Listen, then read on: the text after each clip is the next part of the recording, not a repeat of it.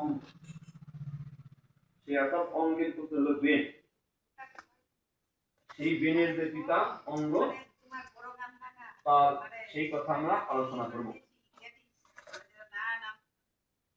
সূত্র কহে, শোনো শোনো কর অবদান, কুষারু নন্দন ঋষি মৈত্র মহান। ধ্রুবের কাহিনী বলে বিদুর সকাশে,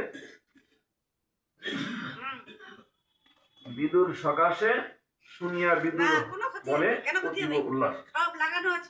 ধ্রুবের কথা কে বললেন? মৈত্র ঋষি বললেন। কাকে বলেন? কেন? কুরুক্ষেত্রের যুদ্ধ সমাপ্ত হওয়ার পূর্বেই সেই বিদুর রাজ্য ত্যাগ করে চলে গেলেন। সে রাজ্য ত্যাগ করে চলে গেলেন। কেন ত্যাগ করে চলে গেলেন? অন্ধ ধৃতরাষ্ট্রের 100 পুত্র আর পাণ্ডুর হলো 5 পুত্র। এদের মধ্যে শকুনি, শকুনি অন্ধ ধৃতরাষ্ট্রের শ্যালক শকুনি, শকুনি পাশা খেলা চক্রান্ত করে পঞ্চপাণ্ডবদের হারিয়ে দিল। 12 বছরের জন্য বনবাস, 1 বছর অজ্ঞাতবাস।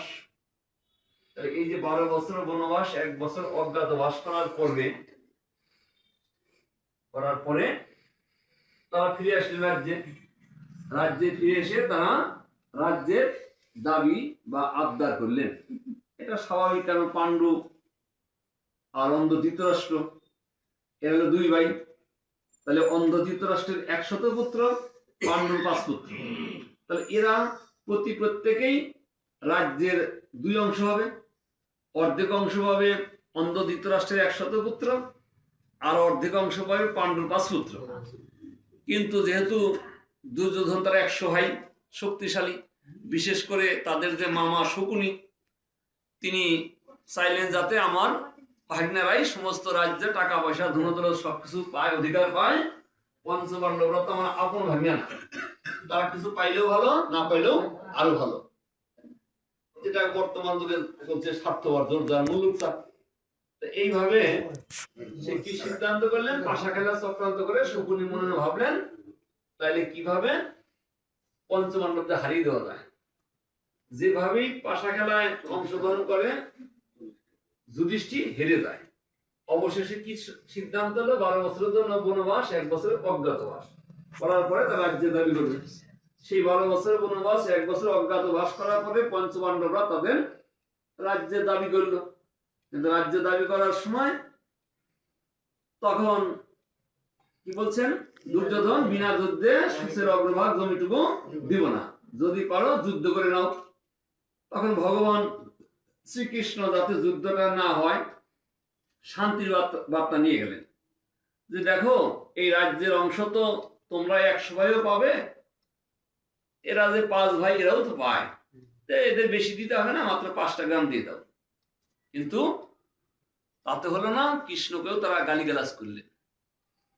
গোবিন্দ যে শান্তি বার্তা নিয়ে গেলেন, গোবিন্দকেও গালিগালাজ, কারণ গোবিন্দ যে ভগবান এটা কিন্তু তারা জানে না।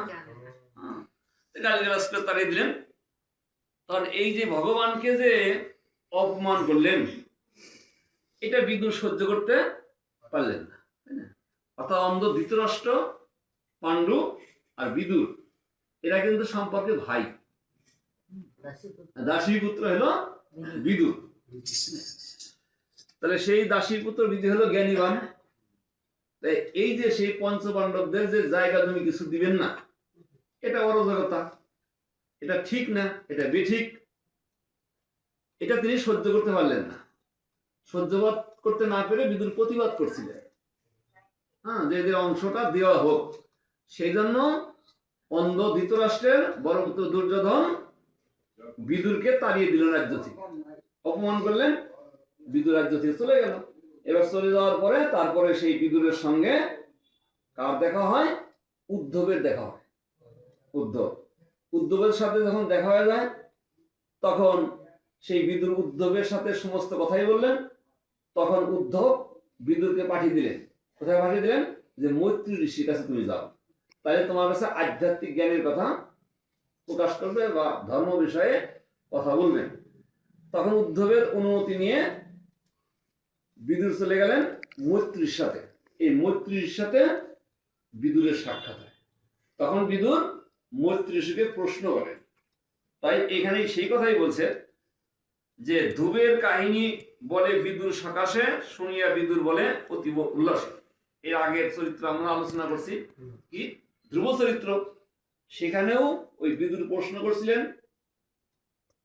কাকে প্রশ্ন করছিলেন? মৈত্রী ঋষিকে। তাই মৈত্রী ঋষি ধ্রুবকে উদ্দেশ্য করে সমস্ত ওই ধ্রুব চরিত্র বর্ণনা করছেন।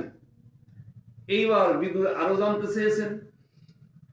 তখন এই যে বেন রাজা, বেনের যে পিতা অঙ্গদ, সেই অঙ্গদের বর্ণনা করবেন এই মৈত্রী ঋষি। কার কাছে?